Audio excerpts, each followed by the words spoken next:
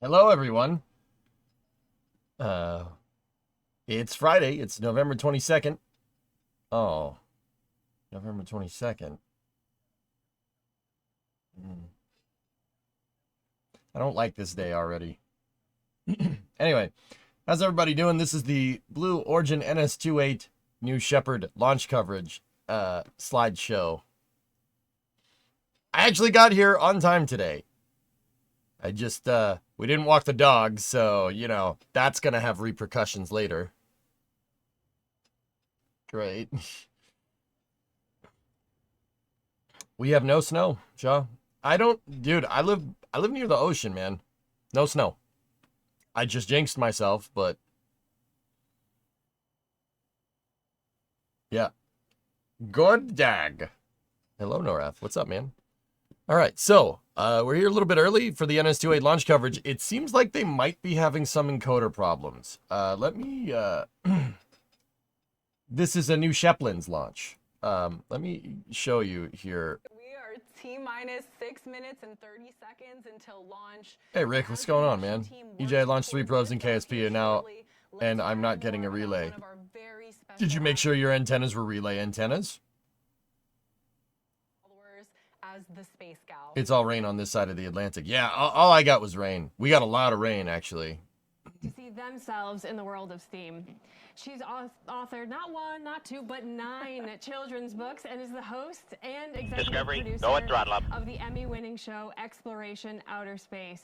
Since 2014, the show's been taking us on these awesome trips through space, showing off some really cool missions and the latest advancements in science. And actually, on my as Emily checks out Space Agency, literally the person in the seat next to me didn't know them. They were. This is not something I thought I would say. I'm switching to X. Let's go. The next generation. Everything apps, because it works. So timely.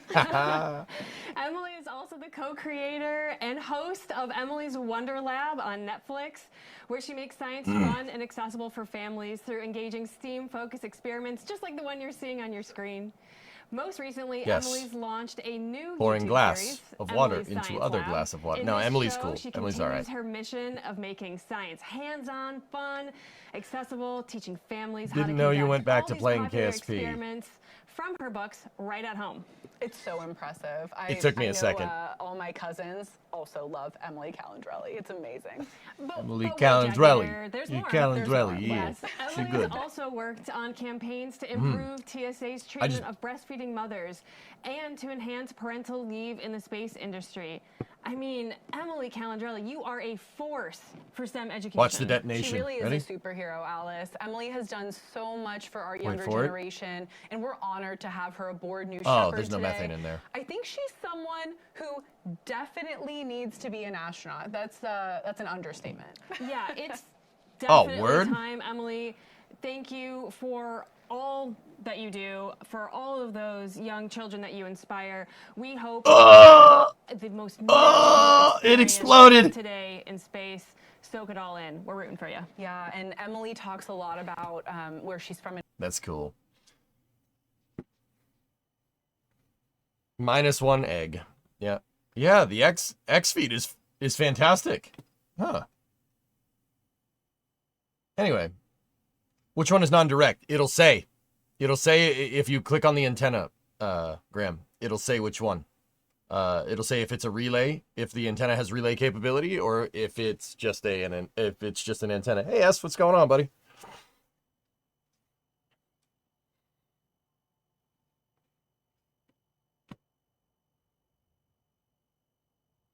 Nathan, what's up, dude?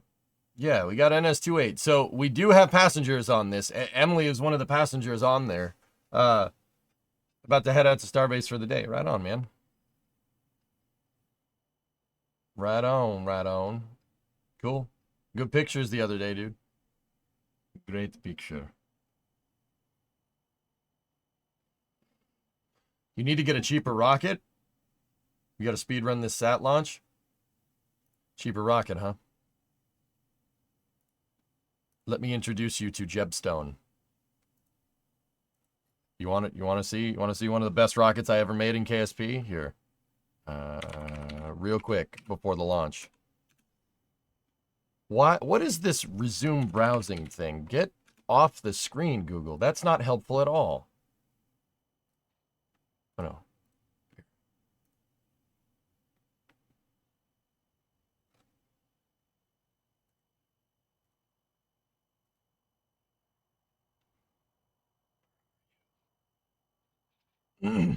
Ah, there we go.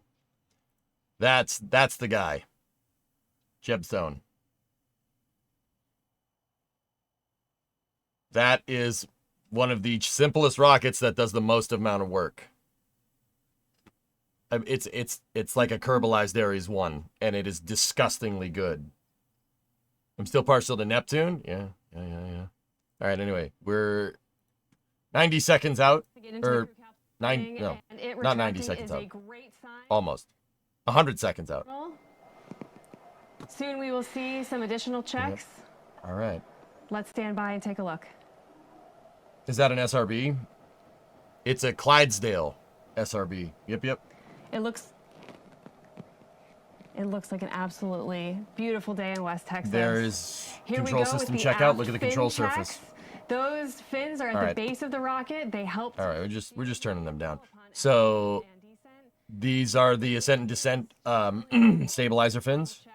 They're just doing a control check to make sure that it's working. And then we should have a thrust vector control checkout soon. The nozzle down here should start wiggling around. In the final minutes, we're handing over to the vehicle for the last couple seconds here. T-minus 50 seconds. We'll see the engine. So once again, we got 6 people on board. Or it might be 7.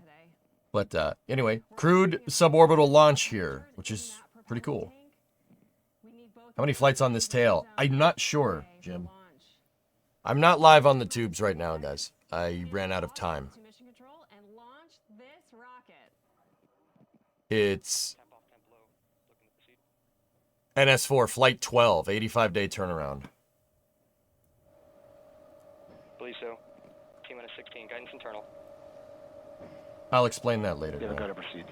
All right, here we go. T-minus 10, go to proceed. 9, 8, 7, 6, 5, 4, command engine start, 2, 1, ignition.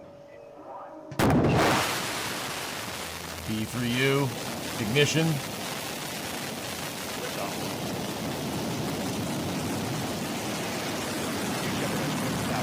There we go. New Shepard has cleared the tower and is heading to space. Follow along with us on your screen. The telemetry. We have velocity picking up. Incorrect. We're gaining altitude as New Shepard pierces through the atmosphere. Is it a pulse jet? No. You see that BE-3 Tap off. engine at 100% power level? I actually don't see that. We don't have the telemetry in front of us, guys. New Shepard is approaching max Q here soon, where the aerodynamic stress on that vehicle is at its max. Maximum dynamic pressure is at a point in the flight where the rocket can't move the air out of the way fast enough. And because it can't move the air out of the way fast enough, it starts to put a compression load on the stack, trying to squish it. So what they do to mitigate this compression load, they throttle back the engine. Up to 100% as the atmosphere gets thinner and higher. 40,000 feet. The atmosphere gets higher. Yes. Who won the Appley Award? 3 times your weight pushing you down into that seat as you launch to space. Quite a ride. They throttle the engine back up when the atmospheric density falls off at a certain altitude. That compression load, because atmosphere gets thinner as you go higher, right? 2 minutes into our mission, so they throttle back the engine, but eventually you get to a point where you can throttle it back up and you don't have to worry about air because there is none. Temporarily terminate. 2 minutes, negative MDF.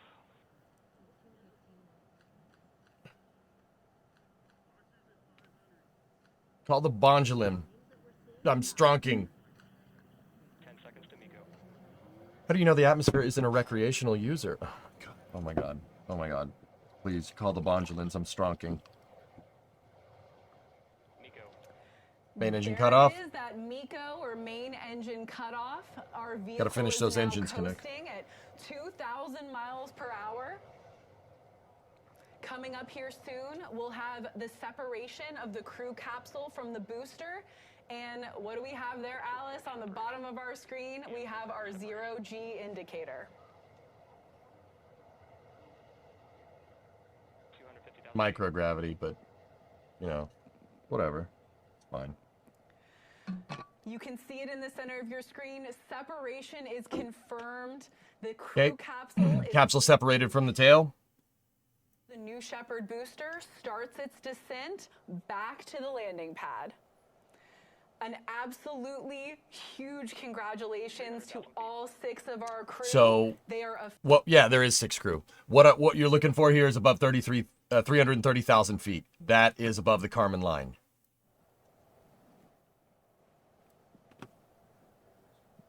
Almost there. Note the deceleration. They're just going to get just above 100 kilometers here. There you go. You're in space. Only for a second, but you're still there. Better than most.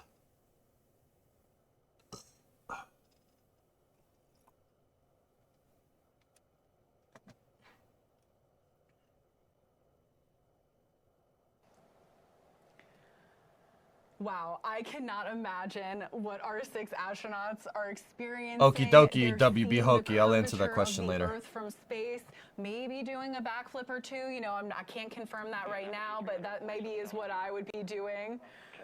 And as we mentioned, you can see Can the you guys separation just stop between talking the so we crew can hear the capsule and countdown loop the or booster something? very clearly here in the center of your screen. So you can see this booster altitude is dropping rapidly, right? And the velocity is picking up as that New Shepard booster heads back to the West Texas desert. Yeah, I can imagine the astronauts are unbuckled from their seats right now, looking out those huge windows, enjoying a moment, taking some pictures together. The crew usually has something choreographed before the flight, so they know what they're doing up there, and I'm sure it's just a phenomenal moment they're all having together. I feel like Mark and Sharon on board are, you know, the astronaut experts, right? They're Mark and Sharon have professionals, flown you know, previously on New Shepard. They paid for another flight. Yes, yes.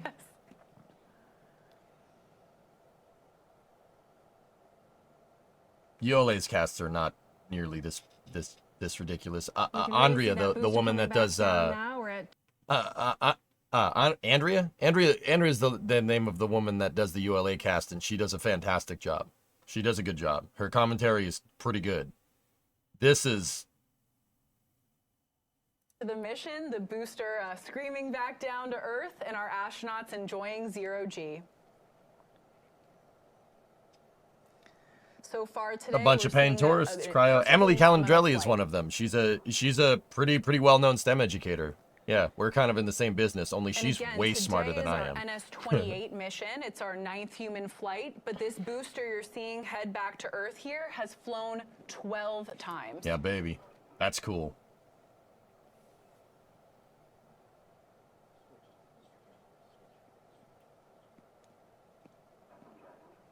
Yeah, DEF CON. I just... You see that booster altitude is at about 80,000 feet. Those wedge... You don't need to speak in hyperbole for spaceflight. This is something that I'm kind of anal retentive about when it comes to commentary. You don't need to hype up what's going on the screen. And you don't need to dumb it down either. People understand what this is doing. You know? Like, dude, that tail's 12th flight. That's really good. That's awesome. You don't need to say anything else. Like, watch, she's gonna come down. It's gonna reignite the B3U, and then those legs are gonna deploy out the side, and this thing's gonna hover right to the pad, dead bullseye. Drag brakes are open. Yeah, passing. I don't know. Like, maybe I'm just being a jerk. Like, I have to like wonder, you know. Okay. Good relight. Come on, baby. Leg deploy. Oh, yeah. The landing legs deployed. Easy. The West Texas dust in the air. Does it fly faster than a bullet? Yes.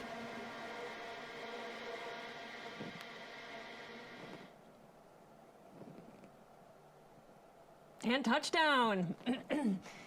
What an incredible sight to see. Let's let this dust clear and we'll see. There it is. The New Shepard booster standing tall on the. How come this thing hovers so much before landing, unlike Falcon's suicide burn? Long story short, Jack, it has to do with the thrust to weight of your propulsion. Your thrust to weight ratio, your propulsion. New Shepard has a high TWR for what it is. It's a highly throttleable, high thrust to weight engine. That B3U is no spring chicken. That's a really nice motor. So it has a little bit of time and propellant to be able to hone in and do a pinpoint landing. Kind of like how Super Heavy had a lot of fuel left over too when it did the catch, not Booster 13, but you get the idea. Guys, I'm telling you, that is not a bad piece of equipment. No matter how cringe Blue's commentary tries to make it, it is an excellent piece of equipment. New Shepard is ridiculous for what it does. For what it does, it's pretty cool. That thing flies up into space and comes back down. That's pretty impressive. Not only that, New Shepard is using hydrogen and oxygen. It's straight hydrolox. Throttleable VTOL hydrolox. That is pretty impressive for what it is. And now people are wondering, like, is this just for tourists? Is this just a cash grab? Well, yeah, they have paid tourism, right? The tourism paid for the flights, right? But also at the same time, I actually know somebody very, very well that's flown on this. I know Meeps. Meeps, he's a Twitch streamer. He's flown on this thing before with his dad, which was pretty cool. Meeps is good people. This whole thing, New Shepard is basically a second stage technology demonstrator. So the technology for New Shepard led to New Glenn Stage 2. The propulsion on New Shepard, the B3U, what they learned from that, they moved to a BE3, just a straight BE3. There's two of them on the New Glenn second stage. Those are expander cycle engines that make 500 kilonewtons of thrust each. So we have a meganewton TWR upper stage, which is fantastic. That's a really great upper stage. So people ask, like, why did they make New Shepard? They made New Shepard so they could learn about how to use hydrolox and do throttleable hydrolox, which is a huge thing. That's what you want. Oh, that thing came down kind of close to the facilities over there. There we go. We got a touchdown. I doubt all the paid flights have paid for all the R&D that went into this. Most likely not, Jack. You're not, dude. Look, here, hold on. Let me shut the door. Let me take my jacket off. Look, you're not, dude. No launch vehicle sees a return on investment. Seriously, you're never gonna get an ROI on them. They don't work that way. Falcon 9 is probably still in the hole, even now. A lot of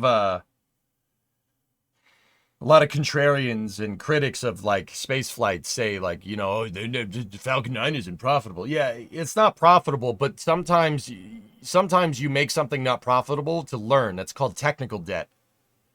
And what they learn from this is going to feed the technology that they learned from making New Shepard feeds into New Glenn. And New Glenn will be profitable.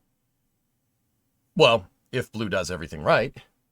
You guys got to understand, New Glenn, I know what people are thinking, like, why make New Glenn when Falcon 9 exists? New Glenn is going to launch Amazon's Web Services internet satellite constellation called Project Kuiper.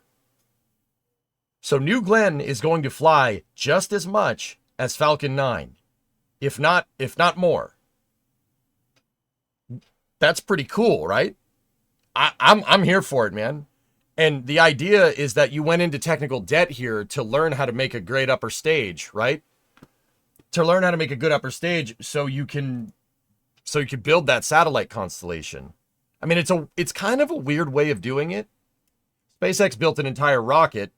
They built Falcon 1 and then they, kind of went to Falcon 9.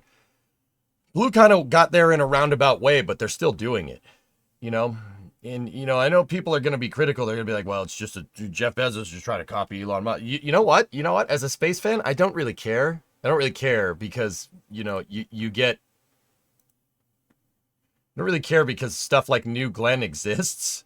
Dude, they posted pictures last night. Look at that monster. Look at that monster. Oh.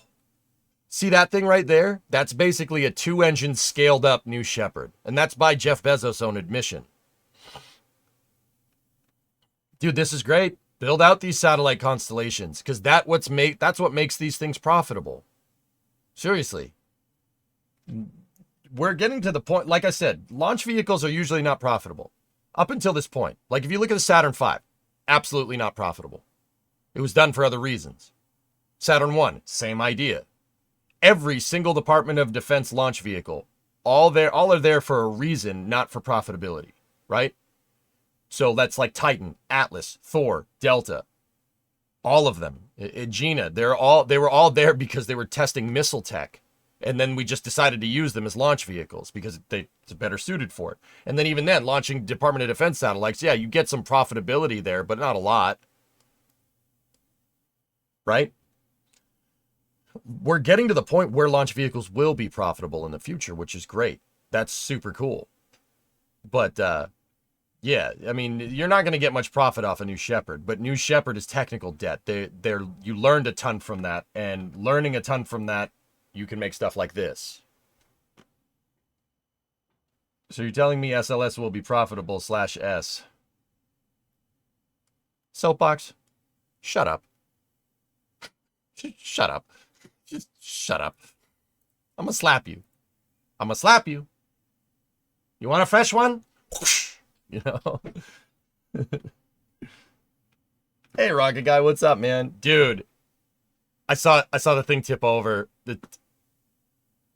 That's so damn frustrating. It's so damn frustrating, dude. Gotta head off. Can you quickly cover the Vulcan Glen engine and fuel question? Yeah, sure, Hokey. Let me just back it up. What do you want to know exactly? Just type it out again. Sorry, just to save us some time. Do Vulcan and New Glens use the same engines? So the BE3U is a tap-off cycle that led to the development of the straight BE3, which is an expander cycle. In terms of the BE4 New Glen's first stage engine, and Vulcan too, for what it's worth, the BE4 was a scratch-built design with influence from the Air Force Research Laboratory's integrated powerhead demo. So New Shepard didn't really lead to the BE4. It's more the second stage. It more led to the BE3. Thank you, Drummer. Do you think it's better because SpaceX won't have accusations of monopoly? Absolutely, Big Dog. Yes. Yes. We want competition, man. We don't want all these companies folding. And you especially don't want SLS getting canceled. Like, I've talked about that before. You guys know. Not exactly what you were asking. Oh.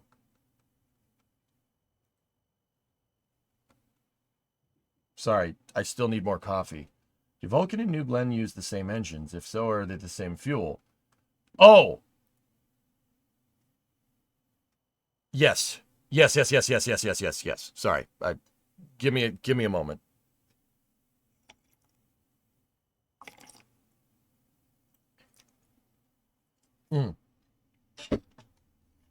Yes, they do. They're both using LNG, but they're using an LNG mixture that's like 90% methane.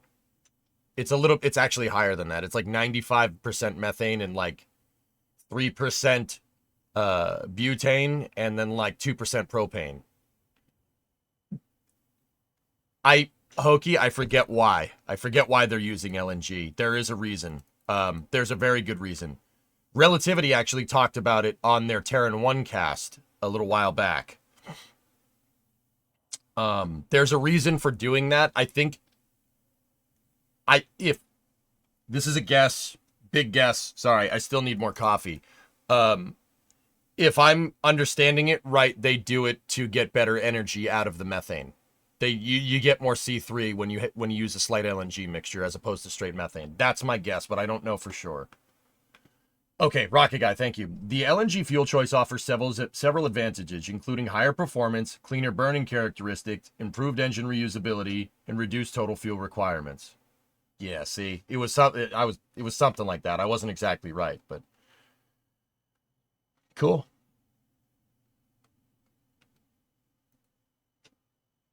Oh yeah, my last question. How much DNA is shared between the BE3 and the BE3U given the difference in the engine cycle? They probably share some similarities, yeah. Yeah, Hooky, yeah. All good, man.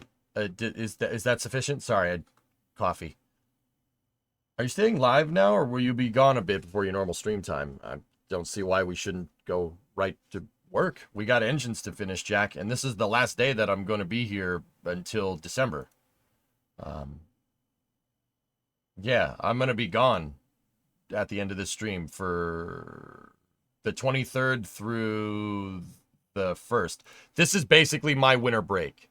Remo and I do Thanksgiving in Detroit this year, and we're doing the Christmas holidays here. So I'll be around during those holidays. But yeah, Thanksgiving is basically my break. That's my switch off time. Yeah, Detroit Rock City. Yeah, it's going to be awesome. Wait, what? No stream? That's right. Yeah, chicken. I might be around. I'll probably bring my laptop with me just in case. The reason why I'm going to bring it just in case is if Blue Origin decides to launch New Glenn next week, which, knowing me, they will. So I'm going to bring the laptop. I'm going to bring the microphones. I'll bring the webcams with me. I'll bring everything with me just in case. Gotta be nice being so close to the Lions losing. Soapbox, I will hurt you in Minecraft. I will hurt you. Don't make me do this. Who do the Lions got this weekend? The Colts? Bro, they're not going to lose to the Colts. What are you, nuts? Go Colts! Bro, go back to Indiana. Gonna mess with Detroit Rock City, dude? Gasp in Spanish? Dios mío!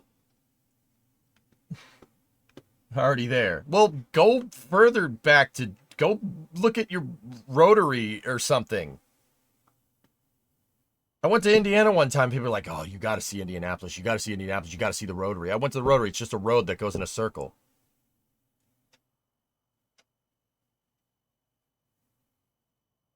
Look, man, if I'm going to go to Indiana and go take left turns all day, it's not going to be at the rotary. It's going to be at Indianapolis.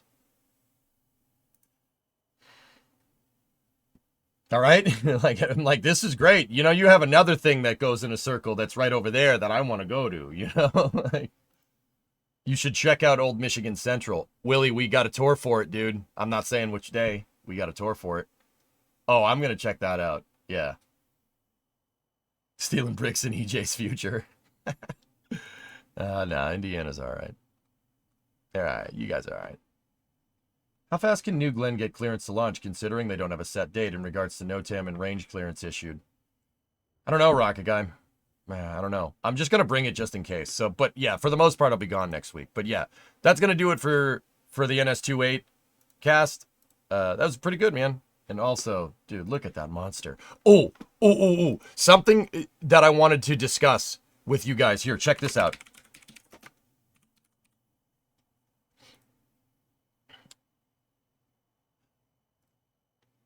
Rocket Guy.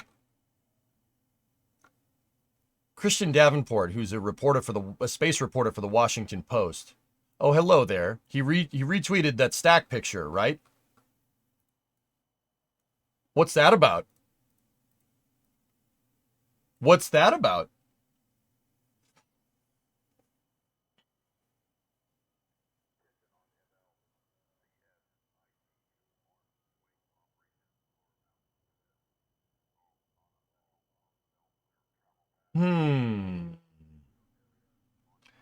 With hints of New Armstrong.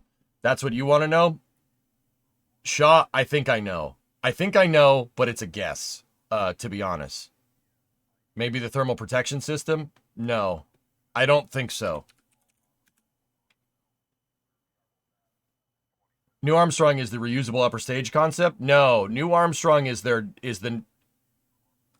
so Rocket Guy, you know how New Glenn is a Falcon 9 competitor, right? For heavy lift partial reuse, right? New Armstrong is a Starship competitor. Project Jarvis is the potentially reusable upper stage project that Blue is working on. But see, look, there's the pad right there.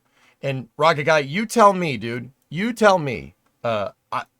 When Tim's video came out, Tim Dodd, the Everyday Astronaut, which is a great video. He walked around this pad with Jeff Bezos and stuff. When he walked around this, I started noticing some things, dude. I started noticing some things, okay? Now, Rocket Guy, you tell me. You've taught me a lot about this, about like where you'd go, like in terms of like feasibility for like pathways for launch vehicles and stuff. So let's put it to the test here, right? And thank you for telling me. Like, Rocket Guy, we had a conversation one time where you told me that extending the vehicle is one of the easiest things to do, quote unquote, easiest things to do, right? Now, with that being said, I don't think that's what's going to happen with New Glenn. I really don't think so. I think that vehicle is very, very tall for what it is. I don't think they're going to extend it. So what does that leave? Widening it. Widening and going for an increased tank diameter that's a little bit of an engineering challenge. You're getting into different dynamics, right? I mean, you basically have to requalify everything. Now, with that being said, what's thicker on New Glenn? Well, down here, their tail section, right? The aft module for Glenn Stage 1, right? That's wider, but that's wider because you have to put the landing gear in there. All right? Now, I don't think that's what Christian Davenport is hinting at. Look at this pad, okay? What can you tell me about this? All right, I'll get specific. Does that look like that thing is designed for that trench? Does it look like it? Look at how wide that flame trench is.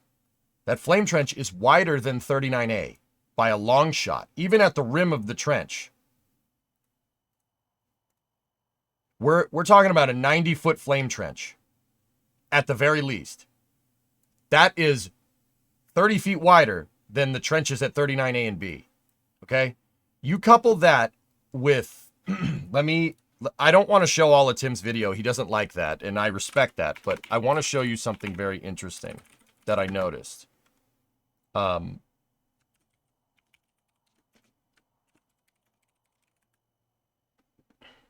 Yeah, no. Like, Rocket Guy, I know enough about flow dynamics and flow phenomenon from these engines to know that you do not need a flame trench that wide. So let me go to Tim's videos here.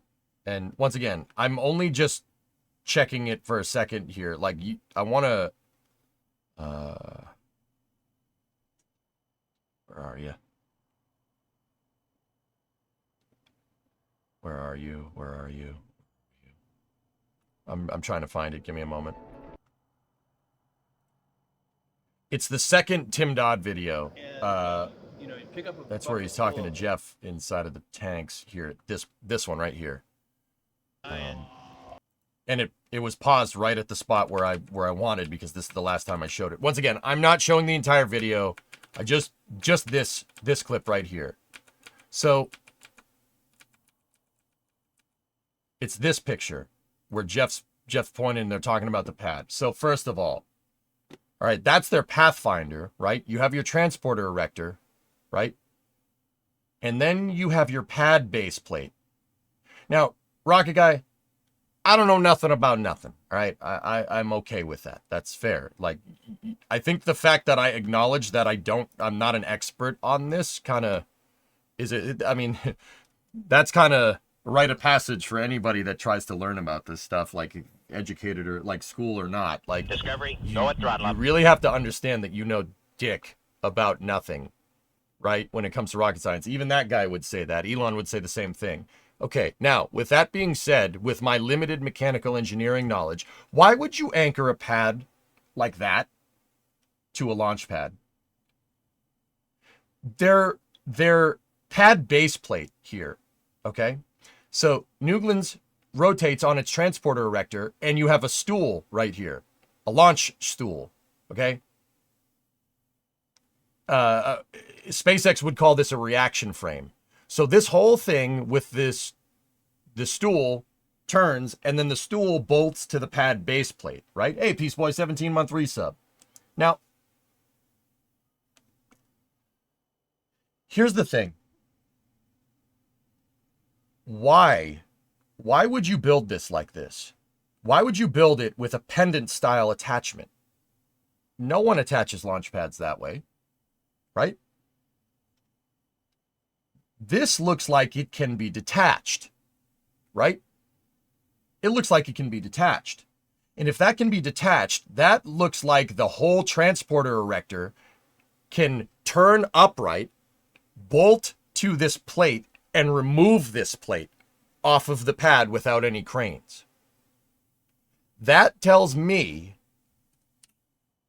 because of that attachment point right there, and forgive me if I'm presuming too much, that tells me that that plate can be removed by the transporter erector. It can be moved.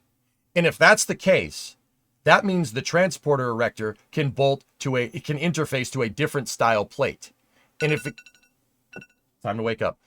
And if it can bolt to a different style plate, that means you could easily reconfigure a different style base plate for this. And once again, just like the pad at 39A and the pad at 39B are way over engineered for the rocket that they were designed for, Saturn V's were what they were originally built for. But those flame trenches were designed for Saturn Nova, which is basically Saturn 8, something that was never built, unfortunately. If Von Braun had his way, we'd have like Saturn 20 right now. But that's another story. So, wide flame trench, obviously reconfigurable, tells me that what Christian Davenport is getting at is that the launch infrastructure here, the transporter erector, right? The TE can have different plates bolted to it. And if you look at the TE relative to the entire plate, it looks like the TE is wide enough for a larger diameter rocket. At least 10 meters. At the very least.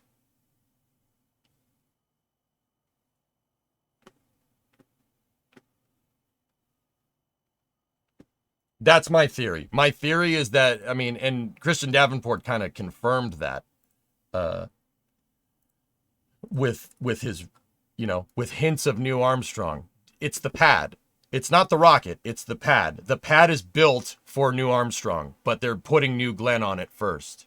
The pad is obviously reconfigurable. They reconfigured it and attached a second stage to the launch pad a little while back. So you can attach second stage to it. You can attach a New Glenn to it. And my guess is that there's paraphernalia down here for a much bigger plate, so you can attach a 10-meter core to it. That's my guess. How many pads does Blue Origin have down at the Cape? Drummer, technically 1. But on paper, 3. Complex 36 is a 2-pad launch complex, or was a 2-pad launch complex once upon a time. It was Atlas Centaur. So there was Slick 36A and 36B. Blue Origin got the lease for 36A, 36B, and LC11 and LC12. They actually have the lease on 12 now too. And this entire area is all blue at this point. They bulldozed 3 pads and made 1 gigantic pad. New Glenn is basically testing New Armstrong's architecture. It would make sense. Car Toys, 107 months. I pressed that button 107 times now. I appreciate it. What if New Glenn is just New Armstrong's second stage and they're doing it this way instead of a milk stool? Something like that, J-Speed, yeah. So did NASA have plans on reusable rockets? I don't mean the shuttle or space planes. I mean like current rockets being discussed. Alto, you could. It's possible. SLS's boosters could conceivably be reused. The SRBs, you could reuse those. Not the engines, though. Not the core stage. That's not designed for that, unfortunately.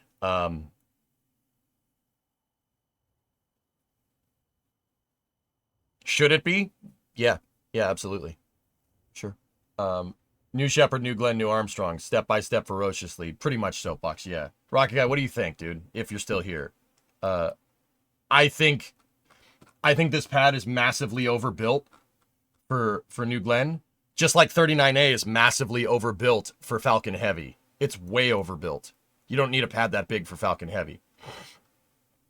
You definitely don't need a pad that big for Falcon 9. Look at what they built. That flame trench is huge. Guys, we're talking like it's 80 feet across, okay? That's here, let's just measure. We can go plate here. I mean, that's not the full thing. Dude, we're talking 40 meters and it's probably 30 right right around here. Let's go from there. Yeah.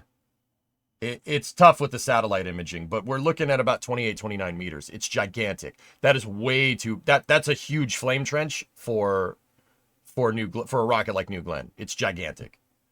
I like it. I think because the GSE is not something easily changed without significant reconstruction, you build it to the maximum requirements you perceive. Bingo. Exactly. I mean, dude, look at their crawlerway. It's not a crawlerway. That's just kind of become the catch-all term for it.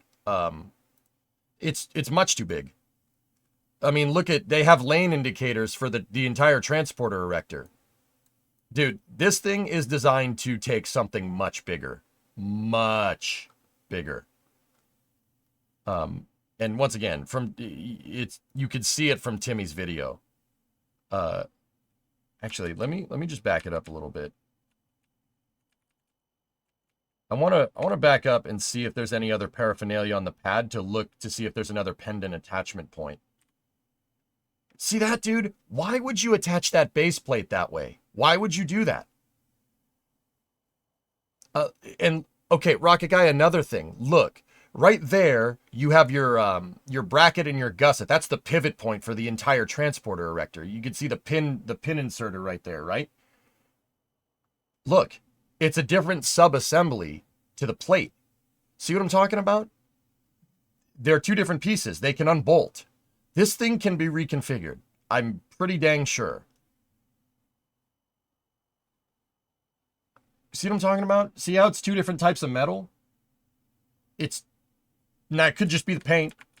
Could just be that was put in before, you know, like. I want to scrub through. Let's see it up close. That can be unbolted. It looks like it can be unbolted. See what I'm talking about? I mean, dude, I don't know. I have pretty good knowledge of GSE. I mean, like not operations, but how it all got kind of puzzle pieces, how it all fits together. I'm pretty good at it. That's what I would do. I mean, what are they gonna run out of money? No, build big. Build big first, like you said. I don't see any river rock. Yeah, that's right, man. That's right. I think that the transporter erector can pick this plate up off the pad and reconfigure it. Yeah, I'm pretty sure.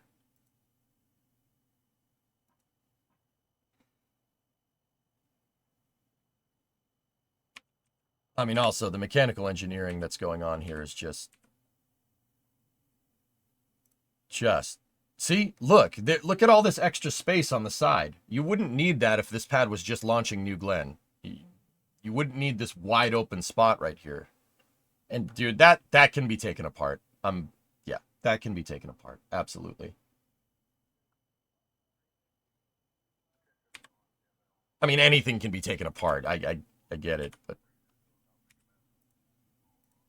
I just want to see if they can turn the camera. No.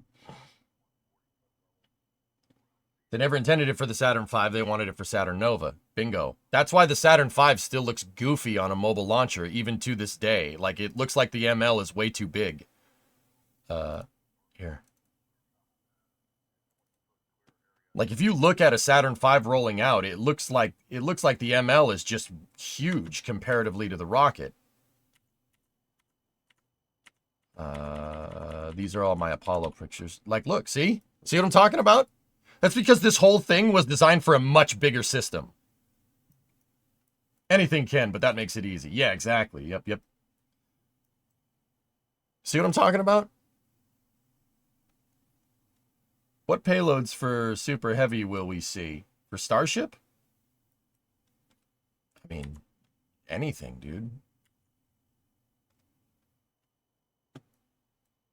Heck, even Starship in its Block 1, Starship Block 1 can move 40 tons. Like, if SpaceX just started using Starship and baselined it right now, it can do 40 tons with potential full reuse. That baseline in Starship's kind of rough configuration while it's still being designed, right? That baseline is still better than the shuttle.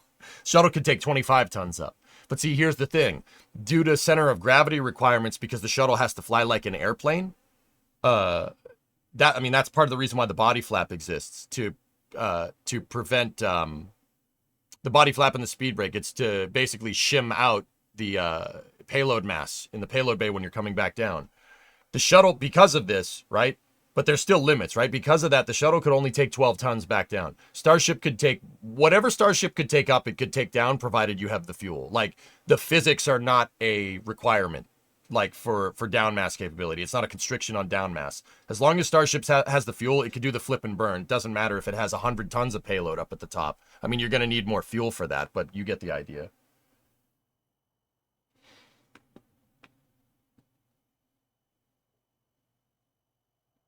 I mean, so what payloads for Super Heavy will we see?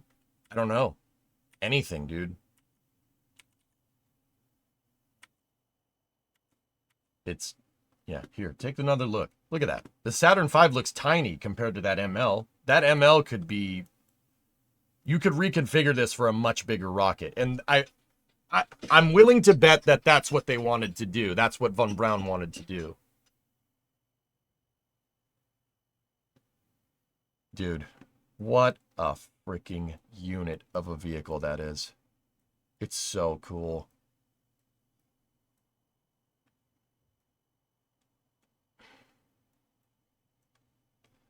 Dude.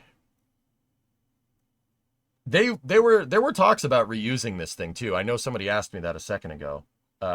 Yeah, they wanted to parachute the first stage back down and do kind of something like smart reuse for the first stage, not detaching the engine section.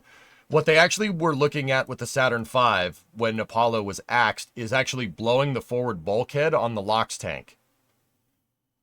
Popping the forward bulkhead on the LOX tank, like how Super Heavy detaches the hot staging ring, and putting parachutes on the engine section so the S1C actually hits the water LOX tank first, but the LOX tank bulkhead isn't there. So what happens is that the whole LOX tank turns into a gigantic hydropneumatic shock absorber and cushions the landing for the S1C, so they could get the engines back. I mean, it would destroy the LOX tank every time, but you still got your engines back, the most expensive part. So it's kind of like a weird smart reuse. Yeah. That technology found its way into the SRBs, into the RSRBs for the shuttle program, the reusable SRBs. Every time the SRB comes back down, the parachutes are not good enough. So, like, if the SRB landed on land, it would break. It would destroy it every time it hits the ground. But since it's on water, basically what happens is when the SRB hits the water, water rushes into the combustion chamber on the solid, and it actually compresses the air in there, and that compressive, the air compression, the pneumatic compression that results inside of the combustion chamber at landing actually dampens out the vertical speed and slows the SRB down. So when it dunks into the water, it actually stops itself, and then it falls over and it farts out the side, because it goes in the water, compresses all that air. The air tries to decompress. It pushes the SRB up and onto its side, and it farts all that air out the back. Yeah, it's pretty funny, actually. It's a gigantic hydropneumatic shock absorber. That's what they were looking at with the S1C. Yeah. Pretty cool, huh? It's a hydropneumatic shock. Yep. You use water to actuate pneumatics and because gas is compressible and water isn't, the compression over time, right, on the gas will give you a stopping force, because eventually it can't compress anymore.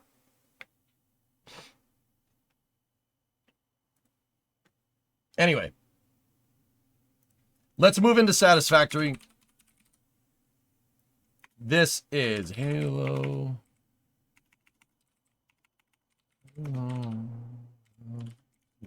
Class cruiser build. This is part 34. NSF presents the Flame Trench at 5 p.m. EDT. Or, oh, nope, daylight, EST. And then FNR for